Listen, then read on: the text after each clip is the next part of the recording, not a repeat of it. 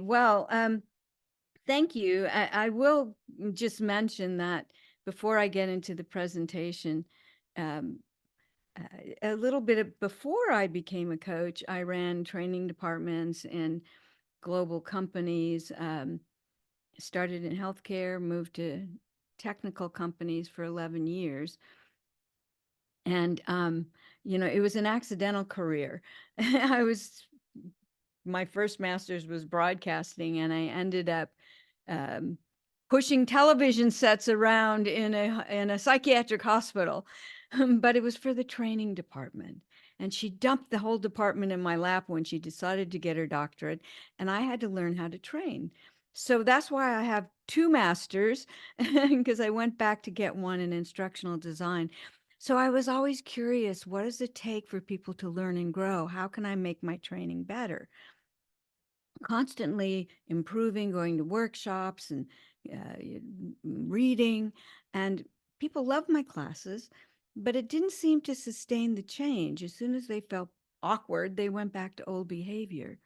And a lot of the research proved that out, that the retention of learning and training is very low, still very low. I don't care how many exercises and polls and breakouts that you do. And it was the last day of my last job when I resigned that somebody, I can't even remember who, sent me this article on this new thing called coaching. It was 1995. And I thought, well, this is interesting, in my quest to understand the brain and learning. And I see coaching as a learning technology. I actually signed up and watched a coaching demonstration, and I said, something's different here. The insight the person had, and you could see in their eyes that things had changed, and their commitment to action was much more powerful. And, I then started taking classes and recognizing that it was creating sustainable change, which we will talk about. But I then became very passionate, and it's why I got my doctorate, to understand what happens in the brain and why it's different than telling people what to do, and why you should never fall into that trap to tell people what to do in coaching. So that was kind of the journey that launched me on this journey that now I've been teaching and coaching for almost 30 years. So thank you for that question. And with that, I'm going to go to the slides. Okay. Good. There is a curious question. Who was the first coaching facilitator? Mrinal. Who was your Who first was coaching facilitator?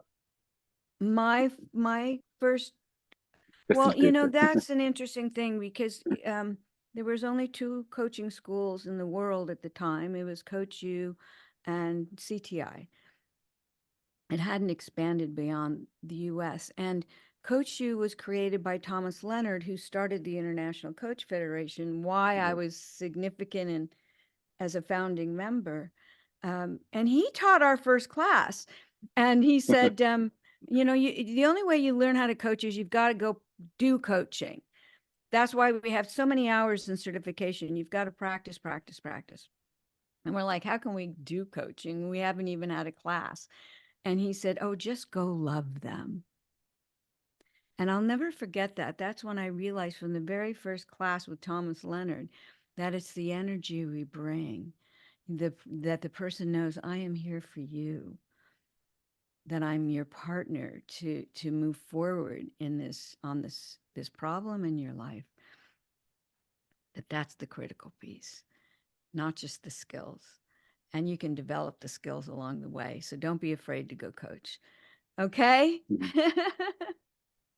All right. So with that, I'm going to, whoops. Did I hit share screen?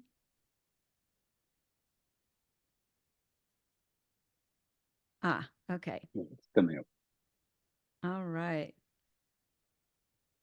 So, I would love for everyone to write in the chat just 1 to 3 words. If you were to say the outcome that's significant, what's the great value of coaching? If you only had 1 to 3 words, what would that be? What would those be? awareness, insight, transformation, discovery. Absolutely. Mindset shift in how we listen, empowerment, transformation, self-awareness, knowing self, belief, unleash the you. Okay, yeah, so you see all these, the impact, which is so totally different than just here's how you solve a problem, go fix it. Mhm. You know, that it has this amazing, profound impact on people. And that's what I want to look at. That's what makes coaching so powerful. Okay. So thank you. And you can have that list. Um, you see, the great value of coaching is that changing people's minds and lives, because we do not do this on our own.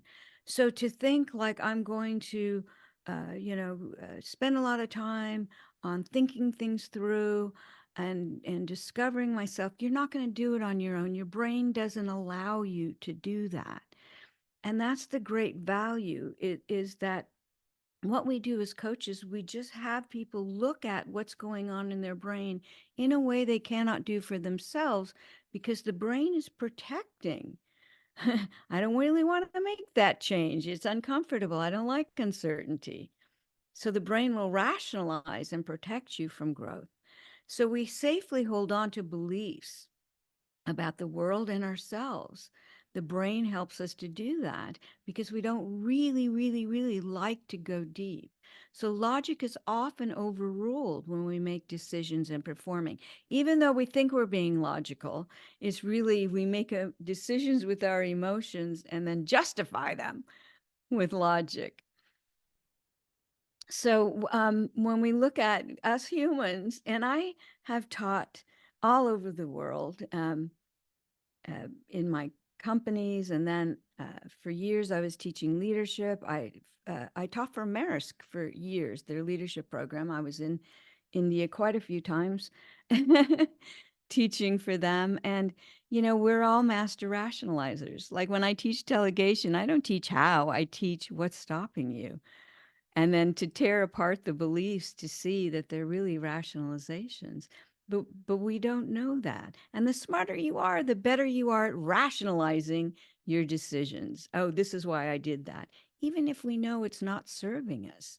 So the brain prefers self-preservation, to keep things the same, over self-actualization, to have that awareness, those things that you listed. It's much easier for me to defend the reality I think I have about myself and the world than to question it. What the neuroscientists say is that we need an external disruptor, someone outside of ourselves, to just help us hear our thinking and then question it. And that's what a coach is. We're external disruptors. I love that.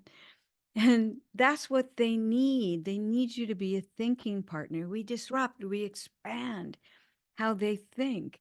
And when you tell people what to do, it pacifies the brain. But when you coach them, it expands this.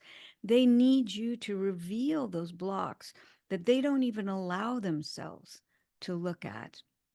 So I love this research. I got it in just in time for my recent book. And the format of breakthrough coaching is very much like Coach the Person, but it's everything I've learned in the last 3 years and expanded on and refined and realized I didn't really know 3 years ago. Um, I love that coaches love to grow. So this study was done where they took just 16 people. It was an initial study. I'm sure there will be more, but they had all interviewed them and found a problem, a dilemma they wanted to solve, as if you were coaching. And then they gave them 3 scenarios. First, they put them in a room, a really comfortable room, and quiet, and gave them time to think through their problem. And after the time was over, they came out and they asked him, what have you learned? What insights did you have? So the first column is the solitary. Uh, and what they did was they put EEG, brain wave monitors. So the first column shows the brain activity. Some, not a lot, but some, and they had a few insights. Then they gave them a mentor and someone to share their opinions and their experiences and suggestions. The second two columns, not much change in activity. They came up with a few new ideas. But again, telling people what to do pacifies the brain, it doesn't activate it. Then they gave them a coach who was well trained in using reflections. And those of you who've read my materials know I like using summary, paraphrasing, and then ask a question so they hear their thinking. And the last three columns are under coaching. The brain activity went sky high when they came out. The creative insights they had were far more than the other ones. And yes, this was only 16 people, but it was the start of research that shows that coaching creates more brain activity. And there's other research that I've had up to this point that also demonstrate coaching activates the brain, telling people what to do pacifies it. So this is like really important when you're trying to tell people what is coaching, why they should hire you. To say, well, I really work with you to expand the way you see things, to activate your brain, to see possibilities you can't see on your own. One sentence that defines the power of coaching. So the study discovered these light bulb moments, these creative insights that create transformation are far more likely to happen when you coach than even when you tell someone something they didn't know before. Coaching in the discovery process has far more power. This is called insight-based learning instead of fact-based learning. Well, we give people facts, and if it's a rote skill they need to learn, you would show them how to do it and let them practice. But when we're talking about thinking and seeing myself and the world in a different way, telling people what to do, scaring them into change, which can work, but then it becomes permanent and it's hard to change in the future. But in coaching, we expand perspective beyond their fears and doubts. Looking at their beliefs, the shoulds that they're living by, how they define themselves. And that was one of the things in the book that I get into even more deeply. How I define myself in the moment is often what's holding me back. And if I look at what it is I want to create, that agreement, what is it you want to create or change that's not happening now? And then ask the question, who are you in that picture? So work with them then. What's it going to take for you to evolve to being that person from who you are now? That is the most powerful part of coaching, is what I'm discovering, is the who. So coaching not only gives people a new awareness, but it expands their confidence. At the end, they're far more confident when in the action. Even if I scare them in coaching, and I'm fine with them being uncomfortable with my questions. But when we get through it at the end, they're far more confident about what's next. And that's the gift and value of coaching. So I want to take a look at a couple of skills that I think are critical, essential skills in this process. And again, if you have a question, you can go ahead and ask. External disruptors. Yeah, that's what we are. Isn't that a great term? That actually came from Michael Gazzaniga wrote a book, and a lot of neuroscientists have been writing, even recently, on and asking the question, do we have free will? And many of them will say, we think we do, but we don't, because our brain makes decisions for us before we're even conscious of it. But he said, if there's an external thought disruptor, it's possible that we can make conscious choices on our own. So the answer to the question, do we have free will? We do if we have a coach. And that's what I love about the research that's coming out. And even a most recent popular book by Robert Sapolsky, who's a neuroscientist in Stanford I follow. He also questions, do we have free will? So they've been questioning this for a very long time. So is there a question or just, yes. I love it. So the power of coaching, we're coaching their definitions, how they're defining their world and ourselves. This is why when I teach coaching, it's really critical that before you get to an agreement of what they want, and please don't ask that in your first question, what do you want out of our time together? They don't know. They're just going to tell you the problem. So I just ask them, so what's the challenge you're facing right now? And as they start to describe it, they'll often say, what I want is, but this is the problem.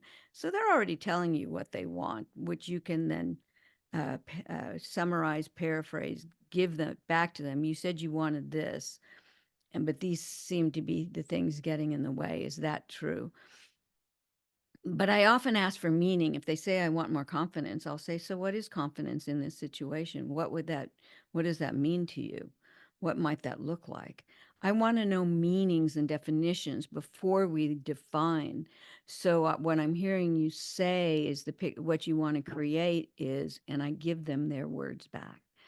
So we need to look at their stories first. It's like when you say you've got to see outside of the box. You can't see outside of a box that you can't see the box. So we first have to help them define the box of their perception of the world and themselves before they can start to see beyond it. And once we define the box, we could say, so what do you want this box to really look like? What would you like different than what's happening now? And that's the agreement to the session. That's what we're getting. That's the measurement of success, is what they want to create or change that they don't have now in themselves, as well as the world around them. And, your questions, you know, like if you say, you're so angry at everybody I want to know, is it anger? Is it disappointment that you had an expectation? And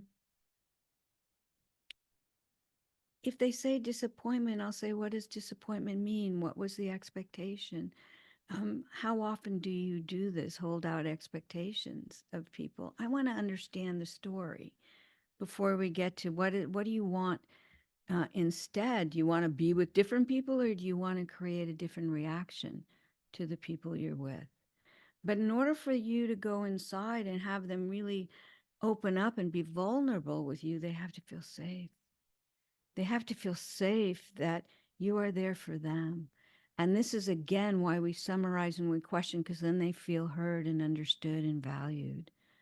If I jump in with a solution, they often won't feel heard, and they'll often either rebel or comply. Okay, so if you think it's good, I better believe it. But that doesn't mean you're expanding their thinking. You're actually shrinking it. So you want to create that safety, and you do that with your being as well as how you share back, summarize, paraphrase, and ask questions using their words so they know you are there with them. This is the critical part of coaching. Then what we're doing is we're climbing a tree in their mind so they can look down on their thinking in a way they can't on their own. We bring their thoughts, their stories out here so they can say, oh, look, that's how I'm thinking. That's crazy, isn't it? And they'll see the gaps in their logic, the limitations on their assumptions about the future. It's like, okay, you're saying that it's going to be awful. So what evidence do you have that indicates it will absolutely be awful? They're the fears that are holding them back, the shoulds that are keeping them from being able to live out their dreams. These are the things that they can start to see as we coach that they cannot see on their own. This is why from coach the person through breakthrough coaching to really help them see their thinking. They're seeing, they're hearing, they're noticing. And it's true, as we go through initial coaching training, we are focused on uh, the tools and how I do that, and uh, being able to do it right. Like when you learn how to play the piano, you have to learn the scales before you can improvise. So it's true that that's the power, the importance of your foundational training. But then to go beyond that, to practice and learn more. And Subhash, that's why I created the Breakthrough Coaching Program. And that was the link I was trying to get. I'll share that with you. That there's an online program that is the foundational program that we just relaunched, that self-study, so you don't have to attend something in the middle of the night. You can watch the videos, there's resource tools, there's demonstrations, and then I do a live Q&A every month. That may not be good timing for you, but it will be recorded. And if you post your questions in the community you will be a part of, they're going to keep that for me to answer in the Q&A. So, or I'll answer online if it's not too long.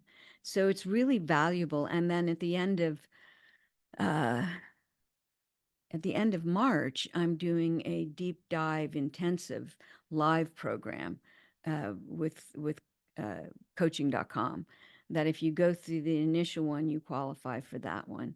But honestly, what are you listening for? That's what I focus on, because we're trying to help them see their thinking.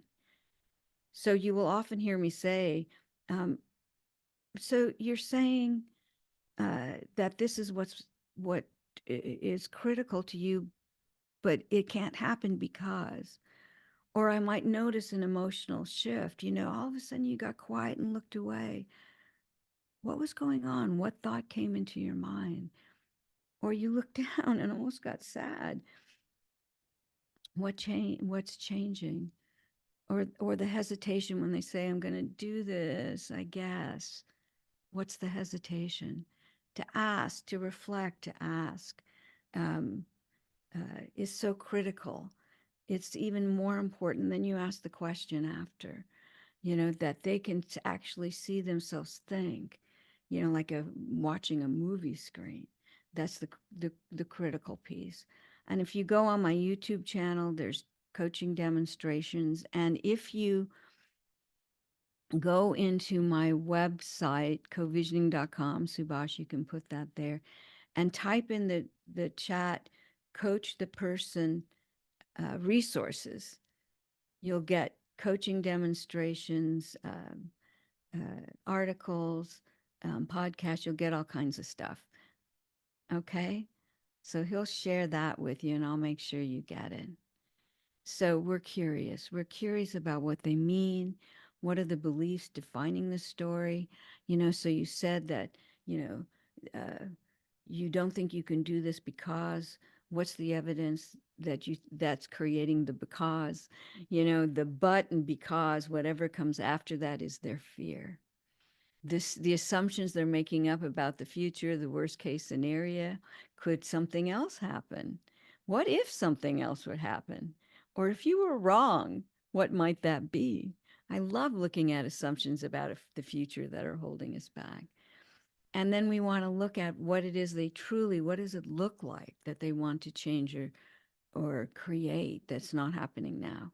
You cannot have an agreement on an outcome if you both don't agree to what it looks like, because your picture of what you think they want to create could be an assumption that doesn't match theirs. So we want to be as distinct and observable in the outcome, and you reflect it back to make sure you have confirmation. I use closed questions to clarify and confirm before we move forward, because I want to make sure we're in alignment on that picture. You never, ever, ever, ever assume, oh, yeah, okay, I get what you want, without confirming that. And don't be afraid to be wrong. It's great if they say, no, that's not it, because then they're going to go deeper into what it really is. So being wrong sometimes is a great coaching tool. And always don't be afraid of emotions. Even if they cry, that's just a clearing. It means something is coming clear to them they had not seen before, and they're embarrassed or they're sad. That's okay. It's a human reaction. Don't jump in to take care of them. You make them weak. Don't jump up to get a Kleenex if it's live. Just ask them after a while if that would be helpful if they really need it. Just give them space. Or even with their anger, all emotions have an arc. There's the trigger, there's the intensity, and then it decreases. So we noticed then, you look down, what was going on? And was something shifting in your thoughts? Or when you got talking about this person, you got really loud. So what's really irritating you, or what came up then? Or they paused and then they went on. Can you tell me what caused you to pause? So stay confident, curious, open to their responses, and know you aren't there to help them feel better. You're there to coach them to see better.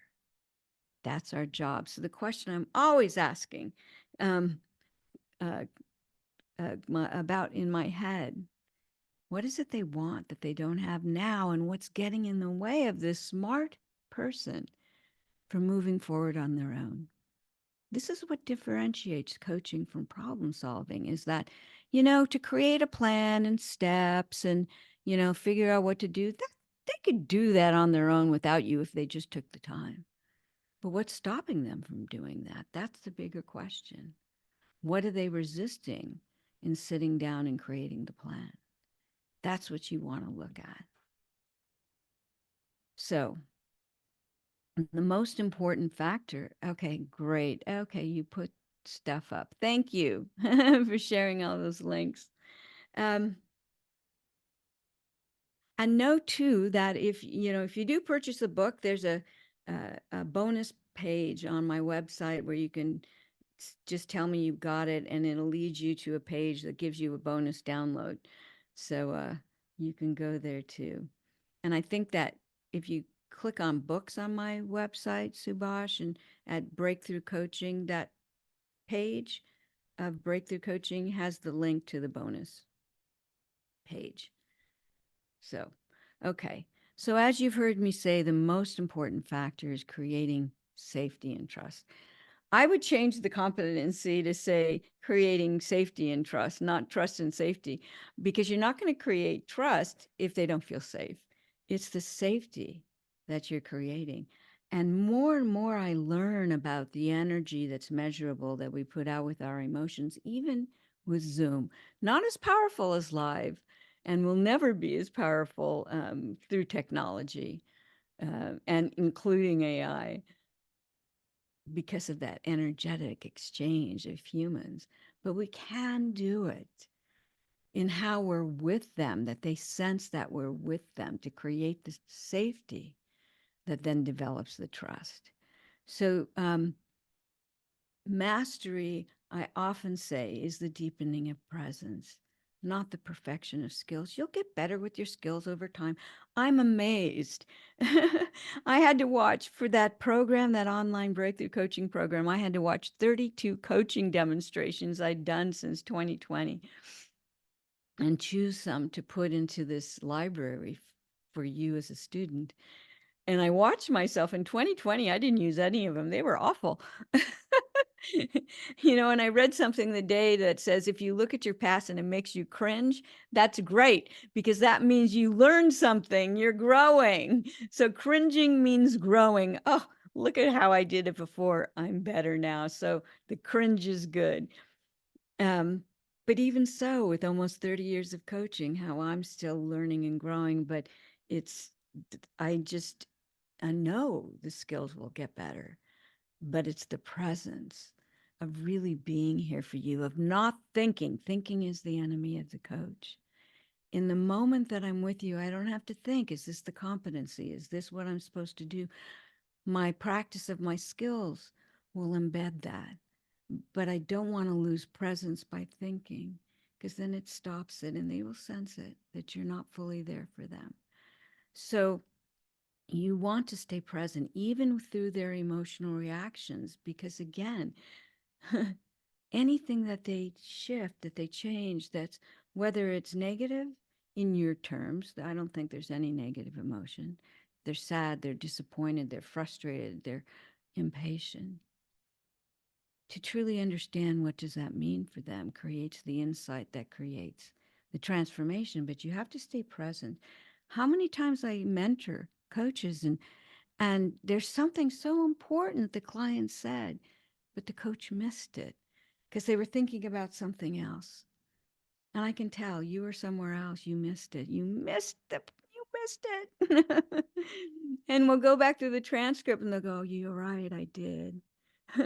The big shift where they said, okay, I get what I'm doing to myself. And they missed it because they were thinking about, their competency and what question to ask, um, or their greatest fear. So, uh, the quality of your presence, it's not just that I'm paying attention to you, it's the quality. So there's three quick things I want to go through that you'll find on that coaching resource page. There's an ebook you can download that goes into these more deeply. And on that page, that there it is, Coach the Person Resources. There's a written visualization and the audio so you can hear me saying it, so you can visualize while I'm talking. That will help you open your gut and your heart as well as your brain. Because these are three processing centers all connected by the vagus nerve, and they're always talking to each other. But the gut and the heart, they pick up so much, but they have no language. So they have to send it to the brain, and then often we filter it or we don't pay attention. I've taught in 43 countries, and every language has a saying of something about I should have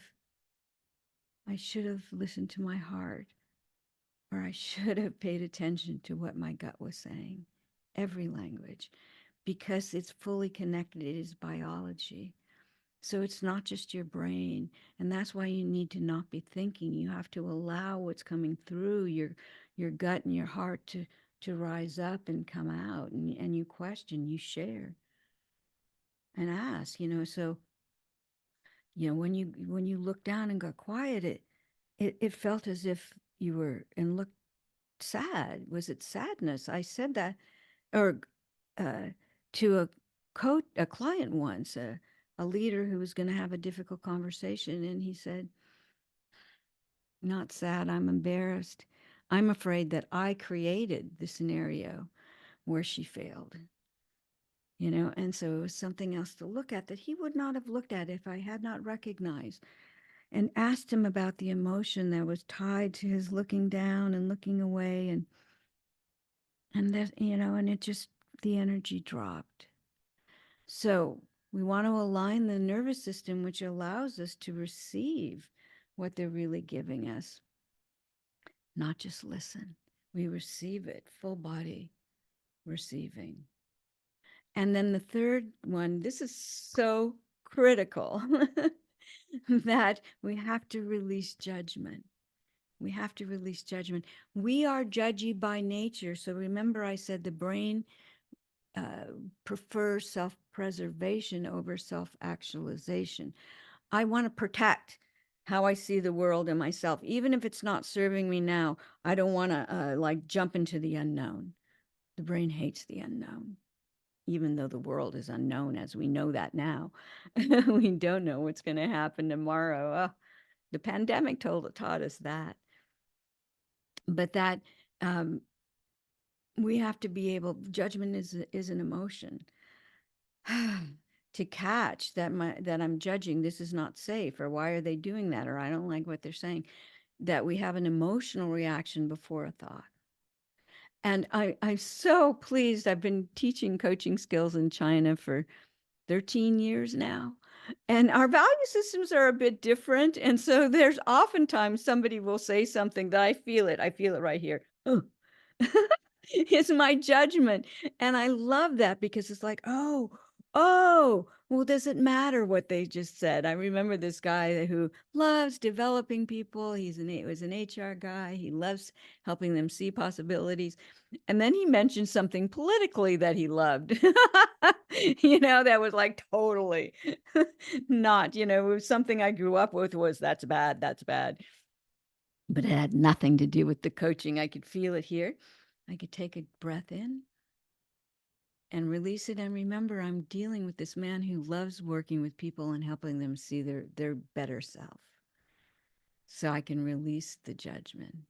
This is critical. All of us have judgment. Do not tell me, oh no, I never judge. You do, because your brain's protecting you. You walk into a room and you look where your brain's saying, where is it safe for me to sit? And is it safe for me to talk to this person? Is it safe for me to go outside today? As I look out the window, or is it going to be cold? We are. So just admit I'm a judgy person. And go places, go to the airport, go to your family. They always trigger judgment. Or any place out in traffic. And notice where you tense up because you're judging, so you can start practicing breathing in, releasing, and replacing. Feeling patient, feeling compassion. You have to replace an emotion with an emotion, not a thought. That's emotional intelligence. So I return to feeling how much I care. Then I can release the judgment.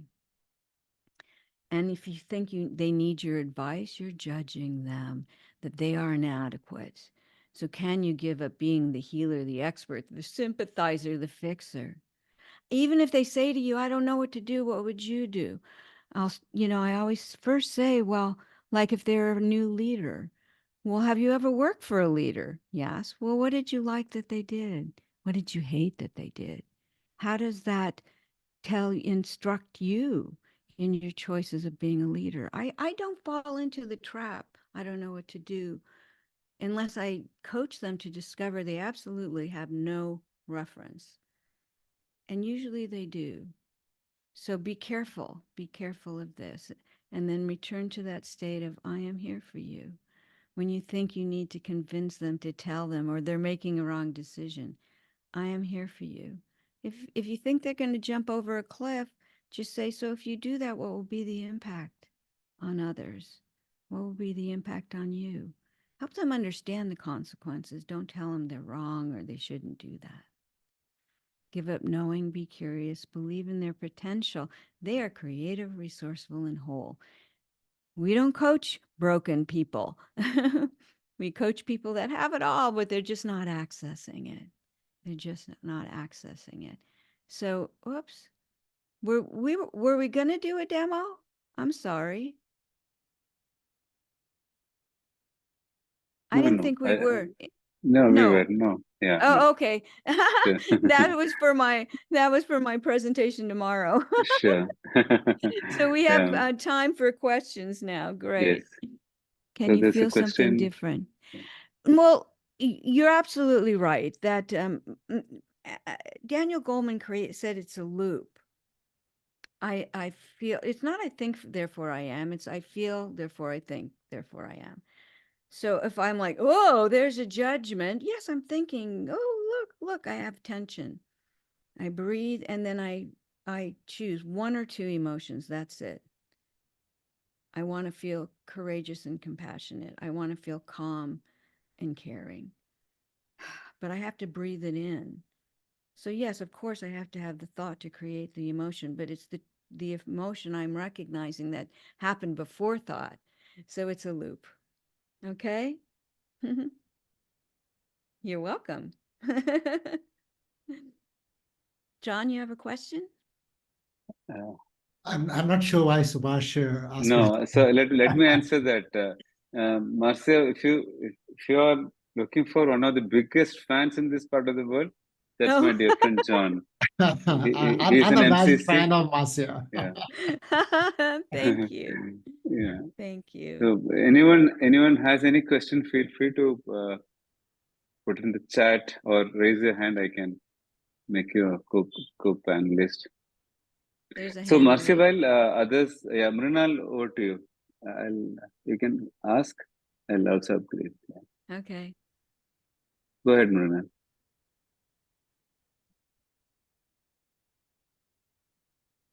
You may be on mute, Marina. Okay, so while Mrinal prepares, Marcia, I just wanted to share the small thing. Sometimes the smallest of things that you see can create shifts of mega proportions. And Yeah. for me, that quote of yours kind of just threw me completely off guard. And the more I thought about it, I realized there was something very deep in that. And I said, let me put it to the test. And then I found the magic really happening. When I threw to the winds this desire to focus on skills, and instead went to presence, is when I saw stuff open up to a point where I had clients tell me that, John, you were absolutely present with me, even though I knew that that was not the kind of vocabulary that they might have had to present to me. So So I you just got wanted the to. distinction. People often see, I just want to say that all of us, but I know how much in your culture it's important that you think, and that you get A's and you're smart and you use your brain. You're brought up that way. So many Asian cultures, are that way, but it's here for me too. I was brought up that way. I'm Jewish, and that was really significant in my upbringing. You have to know stuff, no more than other people, and it's almost competitive. And I want to just before I Actually, I wouldn't be surprised if you had memorized the Torah. huh? I You said, know I it. said I wouldn't be surprised if you had done that. But that's the thing. It's a mental habit to always be counting on our thinking, Yeah. because we believe in our thinking. And you know what? Your thinking gets in the way. You're absolutely right. Yeah. Be present. All right. So, and I'm sorry I multitasked, but I gave you the link to the online program. Can you coach yourself? No, not really. The more emotion you have about a situation, the more you're not going to go deep enough. You will rationalize your thoughts. I have a coach. I did. I just went and saw her for her 91st birthday. She was my coach for years. Yeah, we had lunch together in Los Angeles. I missed the storm, thank God. But I've always had someone to call for coaching when I got really stuck. So uh, uh, the only time you can coach yourself is if it's not a big thing and you're just trying to sort things through, maybe, but usually not, because your brain won't allow you. Your brain, it says, not letting you go there. That's why we have coaches. Okay, we have our notion of culture. Yeah. Would it not lead to judging? That's an interesting thing. When one of the things I learned, uh, I used to be active with the Association of Coach Training Organizations, and they gave me some really good cultural exercises. That there are some things that are uh, very similar within our cultures that we tend to understand, but then the individual is different. So to make an assumption, you're absolutely right that you are a certain way because your culture is wrong. That's why we come into coaching always curious. All right. So I sort of know some things about tendencies in your culture because I've worked, with people all around the world. Do I assume that applies directly to you? No, I cannot do that. So thank you for that question. It does lead to judging. It's so funny. I coach this group of women who all live in this very small community together. They all have the same religion. They all have the same, I mentor them. They're trained coaches. And the biggest problem they do is they assume they know each other when they don't. You have not lived their life. You have not had their experiences of life. I don't care how well you know them. And this is the danger point in coaching, where when we coach over time, we think we know the person and we forget to be curious. So, yeah, if there's no risk, ah, uh, you know, um, when people, the brain, again, we tend to react when people cry or they get angry. Um, if somebody's really angry, or even if they're angry at me, I had a woman actually originally, she was working here in the States, but she was originally from India, and she was kind of high strung, and she was always busy because she had to take care of her parents and her kids, and she was like the highest level position in her global organization, and so she was just kind of all over the place. And I asked her a question that triggered her, and she started screaming at me. And it's like, you know, that's fine. I didn't react. She actually hung up on me, but I didn't call her back. She called me back the next day. I'm like, okay, she either will or she won't. You know, she just needed to release, and she released on me. So that she felt okay, that we got back to it, and coached for a very long time, even when she left that organization. So we stayed in touch for years. So I will often ask them if they keep going and there's a lot of emotion attached. I'll say, what is it you really need from me right now? That isn't a recording I would send into the ICF for certification. But if they say, I really, really just need to talk, then let them talk. Okay. And then you might get to, um, as you start to sense a release, would you like to work through this now?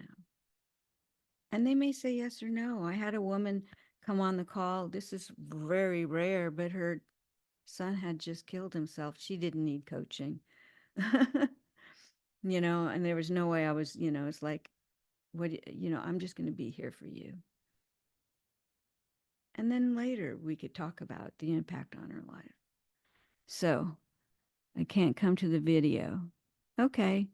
What are some of the tips and tools that you want us to practice? In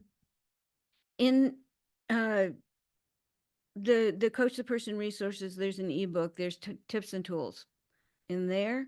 And, one of the difference with breakthrough coaching is every chapter has resource tools, and every division has an exercise. So it's a little bit more workbooky. And I actually break my rule where I actually give you lists of questions, but I say, do not memorize these. Just read through them and see what the intent of the questions are. So these are the intent of the questions. So I give far more tangible things in breakthrough coaching. And again, if you go to that claim um, that you bought the book, and I'm going to say, I don't check if you bought it or not. I'm just hoping you did, but you can go get a download of tips and tools on breakthrough coaching. I recognize it's harder to get for you all. The book, I think you can get the Kindle or the audio, but I want you to have that download. So go get it. Make us say it's not for the well, what I said, why it's not for the ICS, if the coaching conversation is primarily you just letting them talk, then I cannot see the demonstration of your coaching. As an assessor, I'm assessing the demonstration of your coaching, not really what occurred or what was great for your client. Okay. It was like, what did you do? A lot of times people will coach themselves. I cannot give you credit if they coach themselves. And this is why we don't want you be careful about coaching coaches, and why the ICF doesn't want you to send in a recording of you coaching a coach, because coaches will often coach themselves, and then I can't assess your skills and I can't give you credit for that. So it should be someone who's not a coach and an ongoing client, not the first session. That's why. So yeah, you're asking them the direction of coaching, but the direction of coaching is not the outcome. Let me clarify that. And I'm really, really, really passionate about that. When they say, oh, I just need to make a decision, that's not an outcome. Okay. So what is it that you're wanting from this decision? That you're hoping, hoping that if you make the right decision, what will you get? If you want to make a plan, I need to prioritize. What will prioritizing give you? I remember this woman came to me and was like, I'm so overwhelmed. I need you to help me prioritize. This was the vice president of one of the largest auto parts chains in this country. She was a corporate attorney before that. And I said to her, okay, you said you want me to help you prioritize. Okay, you were a successful lawyer. Now you're vice president of HR. I have to think, and I know where you went to school. I have to think somewhere along the way you learned how to prioritize. I want to know what's stopping you now. And after a long pause, she said, I've lost my vision. I said, okay, is that what you want to look at? You see, it's not about prioritize. They know how to prioritize what's stopping them. They know how to delegate what's stopping them. That's the question. Always asking, what's getting in the way of the smart person from achieving what they want? Or what does it really look like that they want? I can't see a plan. I can't see confidence. I cannot agree with you on what that is if I can't see it. I get it. You're welcome. Mrinal, you can unmute and try unmute and ask. Yeah, go ahead. Thank you, Subhash. Okay, I He's think been we have waiting. one more question. Yes. Yeah, Oh, because I have to Sure. run right after this. All right. okay. Sure. Marcia, thank you very much. As I said, I'm sitting next to carrying a book, Coach the Person and Not the Problem. And Good. in some way, in these questions, you answered partially my question that I was about to ask is, since this book itself is so kind of a transformational, that in some way it is the essence that you were talking about in that title. And as you go on explaining about it, how do you get to Yeah. coach the It's like person? the advanced course. Yeah. So my question actually was this, that Well, what the thing is that one of my greatest values is learning and sharing. Mhm. So I'm always learning, reading, always learning.